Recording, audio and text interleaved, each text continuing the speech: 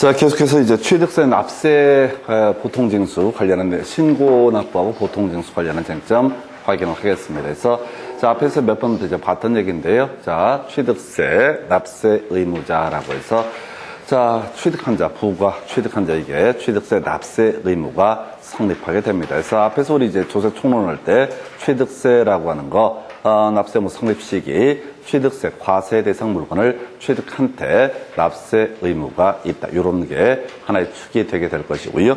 두 번째 쟁점으로 봤던 것이 등록면허세 등기 등록을 하는 때 납세 의무가 성립한다. 재산세하고 종부세는 과세 기준 1이라고 해서 매년 6월 1일이 되게 될 것이고요. 그 다음에 소득세라고 하는 것은 소득세 과세 기간이 끝나는 때에서 1월 1일부터 12월 31일 사이 이걸 우리가 과세 기간이라 부르게 될 테고 과세 기간이 끝나는 때 납세 의무가 성립하게 된다. 그 다음에 이제 취득세는 신고 납부에 관한 쟁점이었었고요. 여기서 파생되는 주제가 가산세라고 하는 개념이 이슈가 됐었죠. 그래서 성실하게 신고 납부를 하지 아니한 경우 등에 있어서 가산세라는 개념이 문제가 되게 될 것이고, 이 가산세 관련해서 그런 얘기를 했던 바가 있습니다. 그래서 무신고 가산세라고 해서 100분의 20이라고 하는 거, 그 다음에 가산세는 감면 대상에 포함시키지 아니하는 것으로 한다. 이런 것들이 가산세 관련한 부분. 하여튼 자, 일단은 취득이라고 하는 거 사실상 취득하게 되면 어떻다? 취득세 납세 의무가 있다. 그래서 우리 민법에서는 부동산 취득할 때 등기 넘겨받아야지 취득한다라고 이렇게 소유권을 취득한다라고 평가하게 되는데 취득세법에서는 사실상 취득하게 되면 등기를 안 하더라도 취득세 납세 의무가 성립하게 된다. 그 다음에 이제 아까 지문 중에 하나 나왔던 것이 주택조합 등이 조합원용 부동산을 취득한다라고 했을 때 이때는 조합원이 취득한 것으로 본다. 있어 이중과세 문제를 피하기 위해서 이렇게 되어 있는 거고요. 자, 납세지 부동산의 소재지라고 되어 있습니다. 그래서 자, 공통적인 요소죠. 지방세라고 하는 것은 바로 부동산의 소재지가 납세지가 되게 된다. 그래서 취득세, 등록면허세, 재산세라고 하는 거 부동산의 소재지 이렇게 가게 될 테고, 나중에 국세 같은 경우 종부세나 양도소득세 같은 경우는 주소지를 기준으로 납세지가 정해지게 된다라고 이렇게 전제를 합니다. 그래서 뭐 이건 그렇게 큰 이슈는 되지 않을 테고요. 자, 그래서 지금 논의할 주제가 납세 의무자, 신고 납부라고 하는 주제가 나오게 될 텐데요. 자, 간단한 주제예요. 내용이 해서 신고 납부 60일하고 6개월이라고 하는 거. 자, 요거는 이제 원칙에 관한 부분이 되게 될 테고 예외 항목도 존재합니다. 그래서 일단 기본 원칙부터 가서 보게 되면 취득세 과세 물건을 취득한 사람은 그 취득한 날로부터 60일 내 산출세액을 바로 신고 납부를 해야 된다. 기본이 60일 되겠습니다. 자, 그리고 나서 6개월짜리요. 상속으로 인해서 취득을 했다라고 하게 되면 상속 개시일이 속한 달의 말일부터 6개월 내 신고 납부를 해야 된다라고 해서 이런 내용들은 사실은 이제 좀 내기가 어렵죠. 한번 이제 바로넣기 문제로 출제를 했던 걸 제외하고 이걸 왜 함부로 내기가 어렵냐면 60일에 6개월은 기본적인 구조가 될 텐데 예외가 있어. 예외가 60일에 6개월 내에만 납부하면 되는 것이 아니라 미리 등기 등을 하는 경우가 있다. 그래서 취득세 과세 대상 물건에 대한 매매 계약을 체결하고 나서 잔금을 치렀습니다. 그럼 이제 사실상 취득을 하게 되는 것인데 그때부터 60일 내에 신고 납부하면 되거든요. 그런데 문제는 잔금 치르고 바로 등기를 넘겨받는 경우가 있습니다. 그래서 이때는 미리 등기를 하게 되면은 등기해놓고 나중에 취득세를 내야 되는 것이 아니라 소유권 이전 등기할 때 미리 취득세 내야 되거든요. 그래서 자, 이때는 등기 관련 서류를 접수하는 날까지 신청자 신고 납부를 해야 된다라고 해서 그냥 이런 것들은 중요치가 않아. 그냥 기본적인 구조의 문제예요. 그래서 자, 등기 신청서를 접수하는 날까지 소위 신고 납부가 이루어져야 된다. 그래서 이런 것들은 답이 될 수가 없고요. 자, 이제 보통징수라는 개념이 나오는데 이렇게 알아서 자, 취득세 신고 납부를 하면 별 문제가 되지 아니할 것인데, 자, 알아서 신고 납부를 안 하는 경우가 존재하게 된다. 이게 이제 보통 징수의 문제로 넘어가게 됩니다. 그래서 자, 취득세 납세 의무자가요, 신고 또는 납부 의무를 다하지 아니하게 되면 가산세를 합한 금액을 세부로 해서 보통 징수의 방법으로 징수한다 해서 우리 가산세 할 때 공부했었죠. 그래서 만약에 취득세 내야 될 게 100만 원이다. 그런데 이제 무신고 가산세라고 해서 100분의 20. 그러면 이제 취득세 세목에다가 120만 원이라고 해서 요렇게 과세한다. 취득세 100만 원, 가산세 20만 원 이렇게 표현하는 게 아니라 취득세 120만 원이라고 해서 소위 보통 징수의 방법으로 징수를 하게 될 것이다. 자, 요즘에 좀 출제 빈도가 떨어지긴 했는데 중요 이슈가 되는 게 중가산세라는 개념이 있게 됩니다. 중가산세. 자, 이 얘기가 이제 쟁점이 되는 이유가 몰라요. 하여튼 아주 과거에 아주 유행했던 문제 중에 하나가 이 아이인데, 자, 미신고 전매라고 되어 있습니다. 그래서 자, 지금 취득세 과세 대상 물건을 취득한 사람은 취득세 신고 납부해야 되거든요. 근데 신고를 하지 않고 전매를 했다라고 전제를 하게 됩니다. 이걸 우리가 중간 생략 등기라는 식으로 표현을 하죠. 그래서 갑소유 X 부동산에 대해서 자, 을이 취득을 했습니다. 잔금을 치렀습니다. 그런 상태에서 이 사람이 자기의 명의로 등기를 안 하고 바로 병에게 매각을 하고 등기는 누구한테서 갑에서 병으로 넘겨주는 방식, 이걸 우리가 중간 생략 등기가 이루어지게 되면은 사실은 을이라는 사람은 굳이 얘기하지 않으면 어떻다? 취득세 납부할 의무가 없습니다.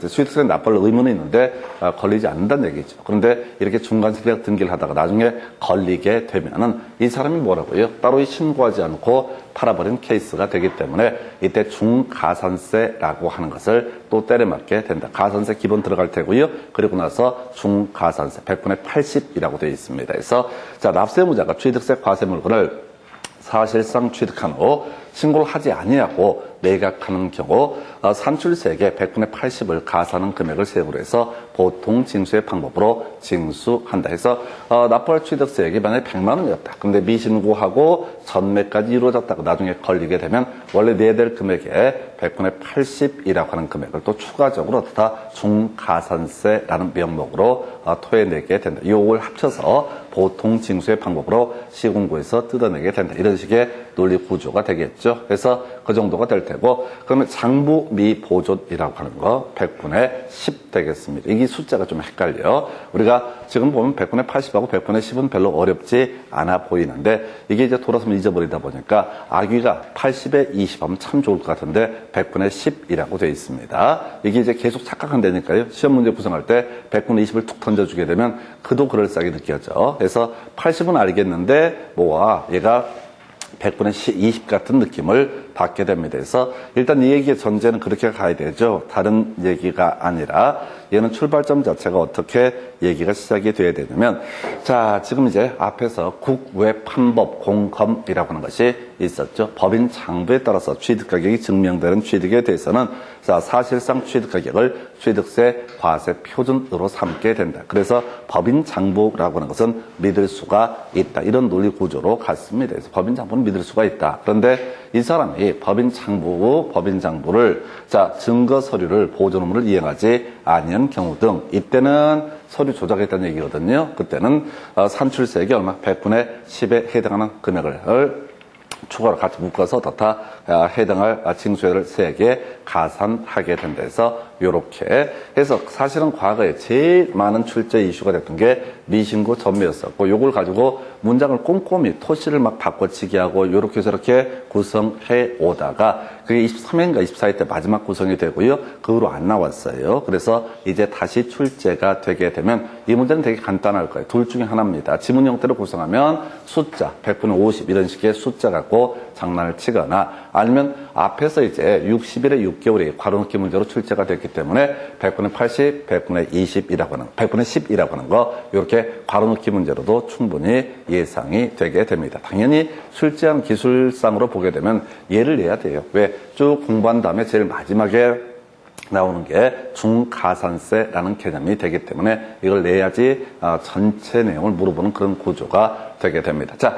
같이 그리고 이제 중간생략 등기 관련해서 기억하실 거 있죠. 기본적으로 우리가 민법에서 유효인 법률행위, 무효인 법률행위 이런 얘기, 또 취소할 수 있는 법률행위 이런 얘기를 하다 보면 그런 얘기를 하게 됩니다. 그래서 자 어떤 얘기가 있으면 유효인 법률행위는 뭐 해제 문제로 연계가 된다. 그래서 실명법에서요 그런 얘기 있었죠.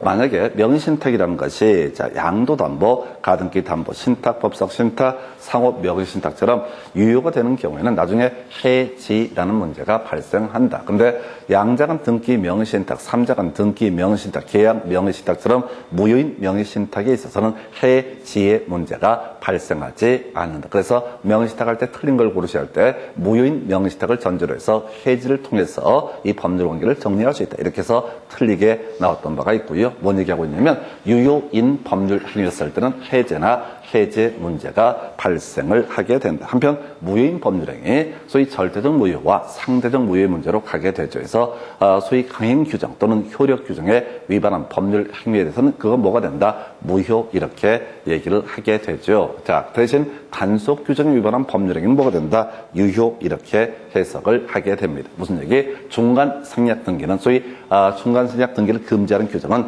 단속 규정에 해당하게 되는 것이고, 그래서 단순하게 중간 생략 등기는 원칙적으로 유효 이렇게 해석을 하죠. 그러나 허가 구역 안에서의 토지거래 허가 구역 내에서의 중간 생략 등기는 부동산 거래 신고 등에 관한 법률 위반이기 때문에 그것은 효력 규정에 해당되고 따라서 무효 이렇게 하는 것. 작년에 이제 허가 구역 내에서의 중간 생략 등기 무효 이 쟁점을 가지고 민법에서 출제가 이루어졌었죠. 그래서 이렇게 미신고 전매 관련해서 중간 생략 등기라는 개념 하나 체크를 해드렸습니다. 자, 이 정도 보시고요. 이제 자 내용 가지고 한번 확인을 해보도록 하겠습니다. 자, 취득세, 납세 의무자 등에 관한 설명 옳은 것을 고르시오라고 이렇게 되어 있습니다. 자, 그래서 자 1번 취득세는요. 부동산에 준하는 자산, 업권을 제외한 각종 권리 등을 취득한 자에게 부과한다 해서 자 우리가 이제 취득세 과세 대상 물건이라고 하는 게 부동산, 준부동산, 그리고 업권, 광호권, 또 회원권 이런 것들을 묶어서 취득세 과세 대상이라고 부르게 됩니다. 좀 까다로워요. 여기 보니까 업권을 제외한 각종 권리, 이거 틀렸다고 업권도 같이 취득세 과세 대상이 되게 된다. 우리가 업권은요 물고기를 잡을 수 있는 권리, 이걸 업권이라고 부른다. 광물을 캘 수 있는 권리는 뭐라고 한다? 광업권이라고 부르게 된다. 그런 것을 취득할 때도 취득세 과세 대상이 되게 되는데 어려워요. 어려운 걸 잘하려고 하면 안 돼. 이걸 뒤지게 분석해봐봤자 어차피 시험장에서는 또 이런 질문 나오지도 않고 두 번째 답이 되지 않는 주제이기 때문에 흘려보는 게 지혜가 되게 됩니다. 2번요. 자, 건축물 중 조작 설비로서 주체 구조부의 취득자가 함께 취득한 것으로 본다. 이걸 이름하여 뭐라고 한다? 간주 취득이라고 논의를 했었죠. 그래서 관주 취득에 세 가지 있었죠. 지목이 사실상 변경돼서 가액이 증가했을 때 간주 취득. 자, 그 다음에 건물에 승강기 설치한 케이스라고 그랬었어요. 바로 임용제죠. 자, 그래서 건물에 승강기 등을 설치하게 되면 어떻다? 취득세 내야 된다라고 하는 간주취득. 그 다음에 과점주주가 돼서 법인을 사실상 지배하게 되면 그 과점주주가 법인의 부동산 등을 취득한 것으로 본다라고 해서 얘는 이제 통계적으로는 그렇게 많은 이슈가 되지는 않는데 간주취득의 유형 중에 하나를 가지고 답으로 구성을 하게 됩니다. 3번 질문은요. 법인 설립 시에 틀렸죠? 법인 설립한 후에 과점주주가 됐을 때 그 법인의 부동산 등을 취득한 것으로 본다. 4번 질문, 지목을 사실상 변경함으로써 가액이 증가했을 때 취득으로 보지 아니한다 해서 지금 제가 설명드렸던 것 토지 관련해서 지목이 사실상 변경돼서 가액의 증가가 있을 때 법인 설립 후에 과점주주가 됐을 때 그리고 자 건물에 승강기 설치했던 그 사건 해서 요 세 가지가 간주 취득의 예시가 되게 된다. 그래서 결국 이제 이 문제에서는 답을 2번 뽑아냈었고요. 자, 또 봐봐. 끄트머리 유상 취득한 것으로 보지 아니한다라고 되어 있죠. 자, 그러면 이제 채무액에 상당하는 부분은 뭐가 되고 유상 승계 취득이 될 테고 채무액을 제외한 부분은 어떻다? 바로 무상 승계 취득. 채무액에 상당하는 부분 나와 있죠. 상당하는 부분은 어떻다? 유상 승계 취득으로 봐야 되는데 유상 승계 취득이 아니다라고 했으니까 틀리게 구성이 됐습니다. 그래서 이 문제에서는 우리가 공부해 왔던 것 중에서 제일 개떡 같은 게 1번 같은 지문이야. 해서 자, 중요치 않아. 여러분들이 계속 중요한 거 위주로 가다 보면 지문 중에 중요한 중요치 않은 것들 한두 개 버릴 수 있어야 되고, 아까 문제 중에 하나 특이한 거 있었죠. 좀 골 때리는 걸 갖고 구성을 했었는데 4개는 옳게 무난하게 구성하면서 하나 특이하게 냈던 거. 아까 증여 같은 경우 등기를 하지 아니하고 이걸 등기를 하고 해제됐을 때 취득한 것으로 보지 아니한 좀 특이했던 문제가 있었고요. 그걸 제외하면은 기본적인 맥락 자체가 뭐라고요? 지금 주어진 데이터 그렇게 이게 많은지 적은지 어쩐지 모르겠지만은 항상 내는 영역들이 한정이 돼 있다라고 해서 이 정도가 간주 취득비에 관한 쟁점 해서 답은 2번 이렇게 보셨고요. 그 다음에 검토 드리게 될 주제가요. 자, 이렇게 되어 있습니다. 자, 지방세법상 취득세 신고 납부에 관한 설명이다. 바로 안에 들어갈 내용을 순서대로 나열한 것은 해서 취득세 과세 대상 물건을 취득했을 때 기본적으로 60일 내 신고 납부를 해야 되고, 상속 등으로 인해서 취득을 할 때는 상속 개시일이 속한 달의 말일부터 6개월 이내에 뭘 해야 된다? 신고 납부를 해야 된다. 그래서 요거는 이제 이렇게 갈 텐데, 자, 요 문제는 내기가 되게 곤란해요. 60일에 6개월 그냥 큰 그림만 잡고 가면 좋겠고요. 그 다음에 여기 있었죠. 미리 등기를 하는 경우에는 등기 신청서 접수한 날 그때까지도 다 신고 납부를 해야 된다 해서 어쨌든 한번 나왔던 문제이고요. 대신 이 문제가 나왔으면 우리가 기억할 게 이 챕터에서 같이 논의할 주제가 뭐가 있다고요? 미신고 전매 80% 보통징수의 대상이 됐었고, 또 하나 이슈가 됐던 게 장부 미보존 등에 있어서는 100분의 10입니다. 나중에 할 때마다 계속 헷갈려. 80까지는 알겠는데 그 뒤에가 10인지 20인지가 대단히 헷갈립니다. 내가 그랬다고요. 그래서 공부하는 과정에 맨날 이게 20% 같기도 하고, 또 그놈들이 문제를 구성할 때 20%로 장난을 칩니다. 과거에 나왔던 문제 중에서. 그래서 요 문제 괄호넣기 나왔으면 그거 80에 10이라고 하는 거, 요것도 하나의 출제 이슈가 될 수가 있을 겁니다. 그래서 자, 답은요 4번 이렇게 보셨고, 그 다음 주제 설명드리게 되면, 자, 취득세에 관한 설명 옳은 것을 고르시오라고 해서, 자, 토지 지목 변경에 따른 취득이라고 하는 거, 지목 변경일 전에 사용 여부와 관계없이 사실상 변경된 날과 공부상 변경된 날 중에서 빠른 날을 취득일로 본다 해서, 우리 앞에서 취득세에서 사실 버렸던 문제 중에 하나가 취득 시기에 관한 주제가 됐습니다. 너무 어려워요. 너무 어려워서 건축법도 정비법도 도시개발법 주택법 다 알아도 알까 말까한 문제. 1번 모르면 넘어가시면 되는 거야. 2번 집은요, 부동산을 연부로 취득할 때 등기에 관계없이 사실상의 연부금, 최종 연부금 지급일을 취득일로 보게 된다 해서 일단 요것도 취득 시기에 관한 주제를 가지고 구성을 했네요.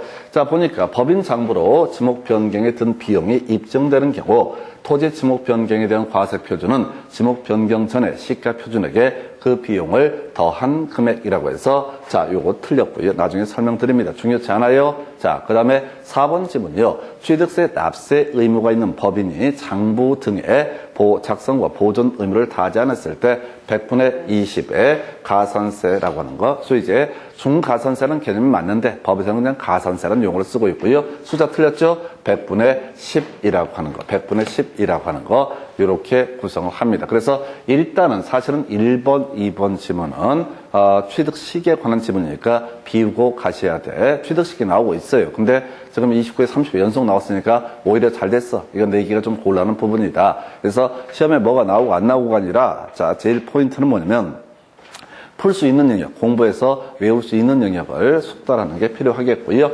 자, 그 다음에 3번 지문. 이게 이제 과세 표준 얘기인데요. 자, 든 비용이 입증되면 그 비용을 바로 지목 변경에 따른 취득세 과세 표준으로 한다, 이런 얘기인데 요것도 버렸었어요. 그리고 오히려 여기서는 이제 기억했던 주제가 과점주주 얘기만 가지고 계속해서 제가 설명을 드립니다. 과점주주 과세 표준 어떻게 삼을 것이냐라고 하는 거, 그게 이슈가 될 테고요. 답은 5번인가요? 자, 갑소유의 미등기 건물에 대해서 갑의 명의로 소유권 보존 등기를 했을 때, 자, 취득세 납세 의무라고 하는 거 누가 있다? 갑에게 있다라고 하는 거 당연한 얘기가 되겠습니다. 그래서 자, 지금 누가 자기가 이제 소유권 보존 등기를 안 하고 있는 경우가 있다. 다른 사람이 소유권 보존 등기를 대위 신청하는 경우가 있을 수도 있겠다. 그럼에도 불구하고 당연히 등기 명의인이 어떻다? 납세 의무자가 된다. 이건 나중에 묶어서 가야 되는데 취득세도 그렇고요. 등록면허세도 그렇고 취득한 사람이 누구냐라고 하는 거.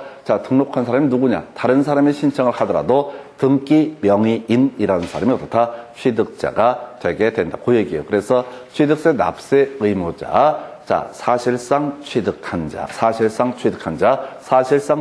범죄는 명의 신탁처럼 특수한 경우를 제외하고는 기본적으로 등기 명의인이 어떻다? 납세 의무자가 되게 된다. 문제 다시 보겠습니다. 4번 질문.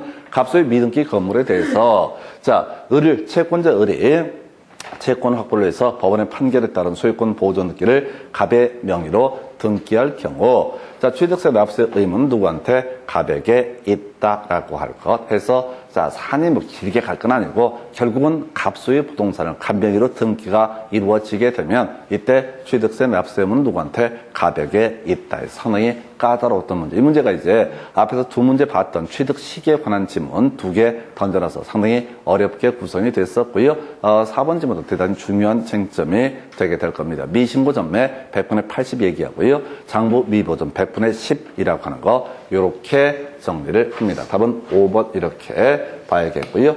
자, 이 정도 보셨고 그 다음에 이제 검토할 문제 지방세법상 취득세 부과 징수 등 틀린 것을 고르시오라고 해서 1번 납세 의무자가 취득세 과세 대상 물건을 취득한 후 신고를 하지 않고 미신고 매각 전매하는 경우 산출세액이 얼마? 100분의 80이라고 하는 거. 25회 때 마지막 구성이 됐는데 그전 문제에서는 거의 도배했던 문제가 100분의 80이라고 하는 거. 요걸 갖고 그렇게 많이 출제가 과거에 이루어진 바가 있습니다. 해서 일단 1번 틀리게 구성을 했고요. 2번 재산권을 공부에 등기하려는 경우 등기 전까지 취득세 신고 납부를 해야 된다라고 해서 약간 표현은 적절치가 않은데 과거에는 이렇게 법이 되어 있다가 지금 법령 개정에 따라서 등기 신청서를 접수하는 날까지 자, 지급을 해야 된다. 근데 이런 것들은 중요치가 않아. 아까 60일에 6개월도 그냥 어쩌다 한번 나왔던 것이고요. 거의 16년 만에 처음 나왔거든요. 그리고 등기 전까지 어떻다? 납부를 해야 된다 해서 의미, 뉘앙스는 맞는 표현이고요. 자, 등록환세의 장은 취득세가 납부되지 않았거나 납부 부족 계획을 발견했을 때 자, 시장 군수에게 통보를 해야 된다. 설명 간단히 드리면 자, 지금 소유권 이전 등기를 하러 가게 됩니다. 그러면 이제 계약서에다 검인 받는 게 원칙이고요. 등기 신청할 때 매수인이 검인 받아서 다 소유권 이전 등기 신청해야 되고요. 원래 등기소에 갈 때는 취득세 냈다는 거 증명서를 같이 제출해야지 사실상 소유권 이전 등기가 가능해지게 됩니다. 자, 그런데 지금 매수인이 자, 소유권 이전 등기를 신청하는 과정에서 이 취득세 안 냈거나 부족액 등을 나중에 발견이 되게 되면 당연히 시장군수 같은 자에게 지자체장에게 통보를 해야 된다. 큰 의미 없어요. 자, 그 다음에 4번 취득세 납세 의무자가 신고 또는 납부물을 다하지 아니하면 산출세 또는 부족세액에 따라 지방세 기본법에 따라서 규정하고 산출된 가산세를 합한 금액을 세액으로 해서